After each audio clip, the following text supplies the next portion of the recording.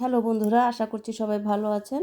আজ আমি একটু ভিন্ন রকম স্টাইলে ব্রোকলি ভাজি করে দেখাবো।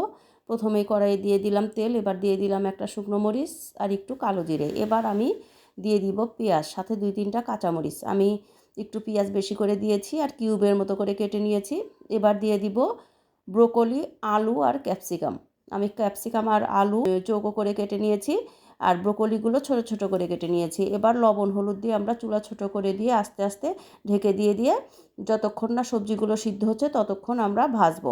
বন্ধুরা, ব্রোকলি আমাদের শরীরের জন্য খুবই উপকারী। ব্রোকলি লিভার সুস্থ রাখতে সাহায্য করে, দেহের রোগ প্রতিরোধ ক্ষমতা বাড়ায়, হৃদরোগ প্রতিরোধ করে, যৌবন ধরে রাখতে সাহায্য করে, অ্যালার্জির সমস্যা সমাধান করে। বন্ধুরা, আপনারা বিভিন্ন রকমভাবে ব্রোকলি রান্না করে খাওয়া যায়, আপনারা অবশ্যই রান্না করে খাবেন। এবার দিয়ে দিলাম একটা ডিম ফাটিয়ে। তো বন্ধুরা, ডিমের পরিবর্তে আপনারা চিংড়ি মাছও দিতে পারেন, ধনেপাতা দিতে পারেন, বিভিন্ন রকমভাবে রান্না করবেন, দেখবেন বাচ্চারাও পছন্দ করবে। বন্ধুরা, আজকের মতো এ পর্যন্তই। আপনারা সবাই ভালো থাকবেন।